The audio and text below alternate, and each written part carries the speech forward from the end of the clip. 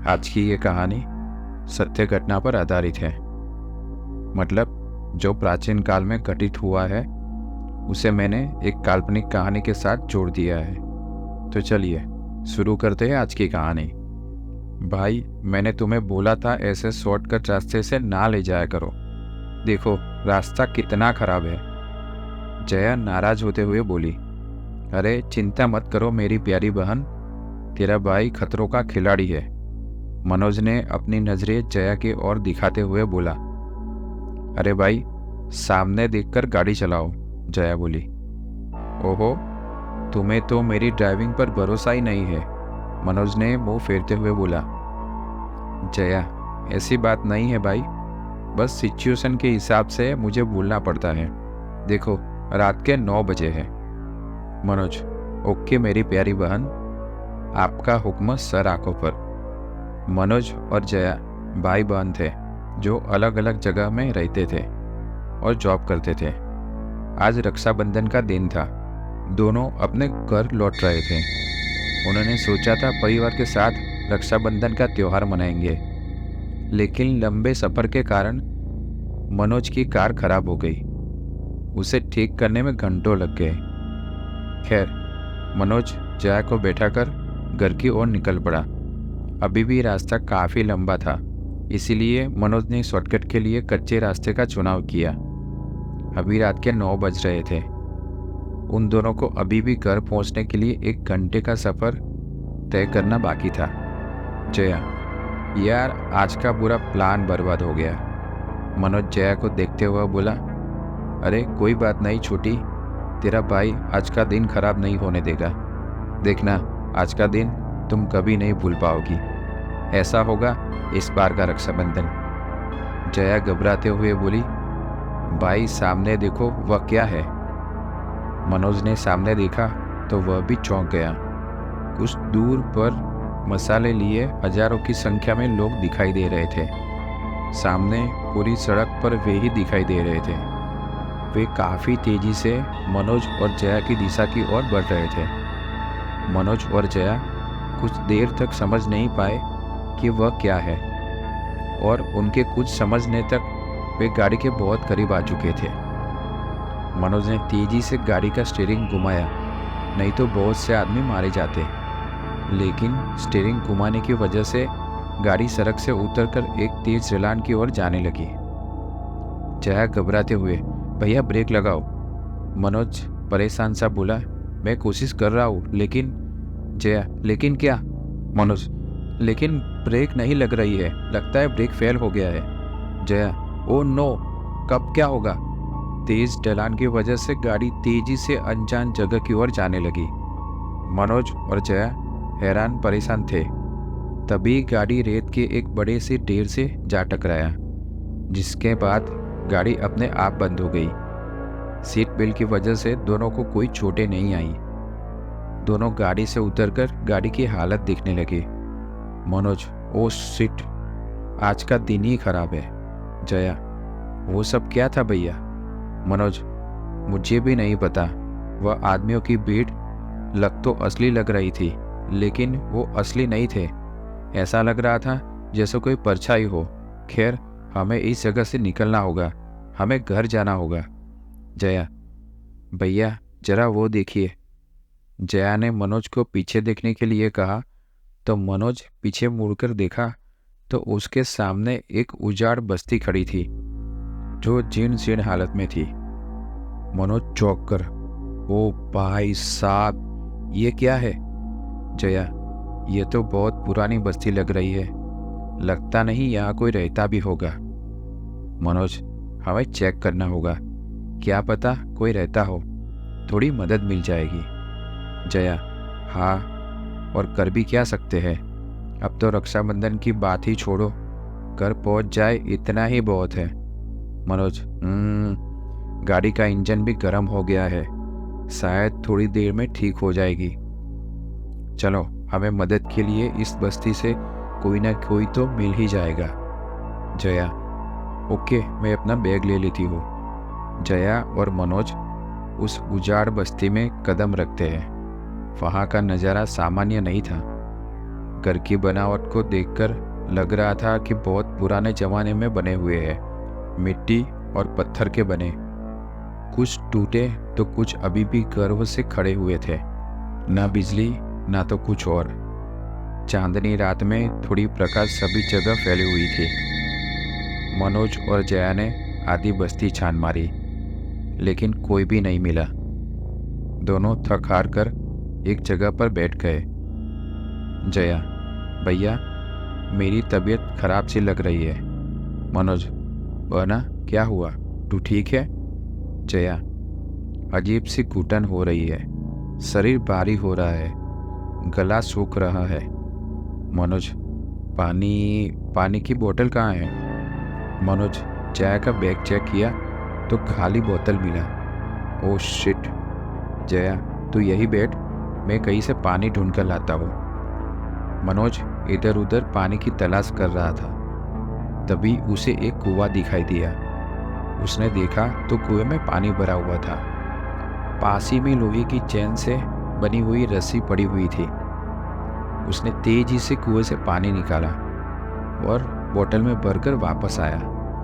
जया के पास पहुंचा और जया को थोड़ा पानी पिलाया और उसी पानी से उसका चेहरा धुलवाया। मनोज, अब कैसा लग रहा है? जया, हाँ भैया, अब अच्छा लग रहा है। शायद सफ़र की वजह से ऐसा लग रहा होगा। वैसे भी गाड़ी में सफ़र करने से मुझे ऐसा होता ही है। मनोज ने घड़ी देखी तो चौंक गया। ओह, 11 बज गए, रक्षाबंधन तो मनाया ही नहीं। जया, डोंट वरी भैया, घर में ना सही, यही रक्षाबंधन मना लेते हैं।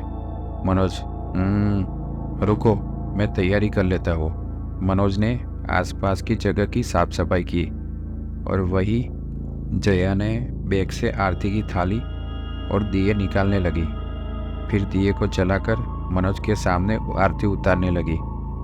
उसके बाद जैसे ही राखी मनोज को पहनाने के लिए बढ़ी, तभी अचानक से उस सुनसान बस्ती से एक तेज गुस्से से भरी गुर्राहट सुनाई दिया। साथ ही तेज हवाएं चलने लगी।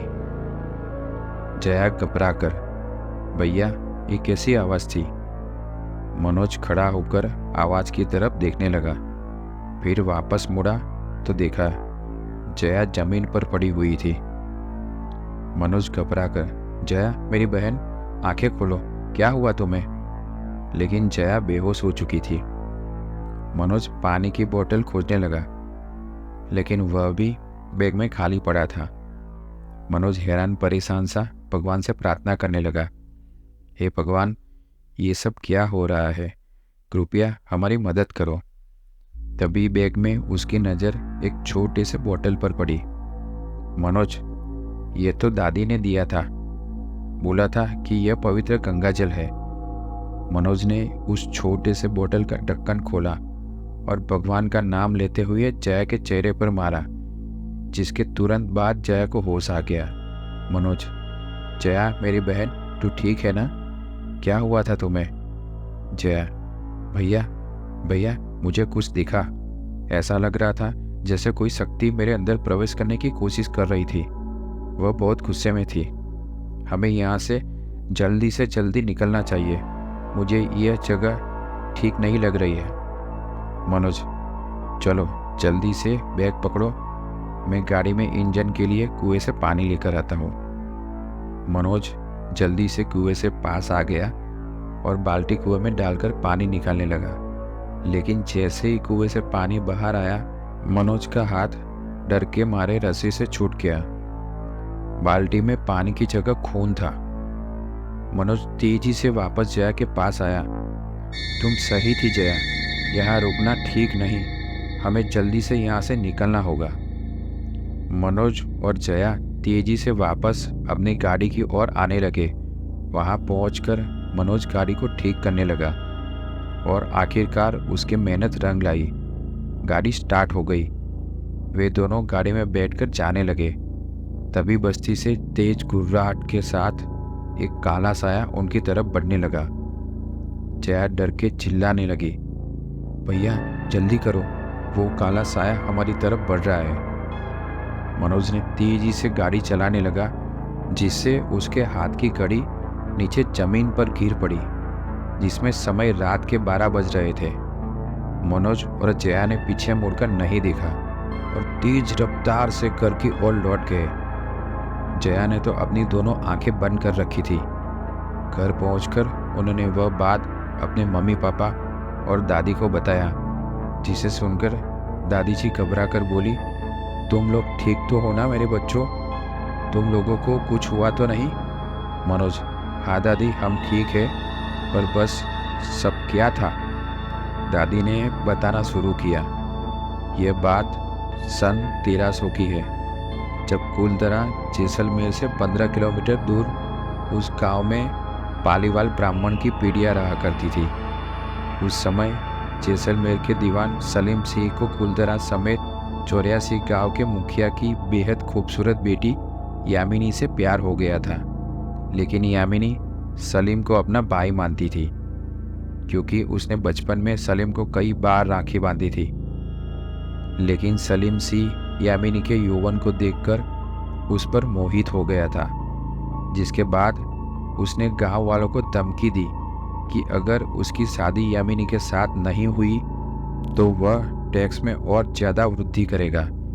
इसके बाद भी वे नहीं माने तो सलीम ने जबरदस्ती से यामिनी के जिस्म को तार तार करके छोड़ दिया, जिसके बाद यामिनी ने मरते वक्त श्राप दिया कि जो भी इन गांव में रहने या बसने की कोशिश करेगा वह अपने जान से हाथ धो बैठेगा।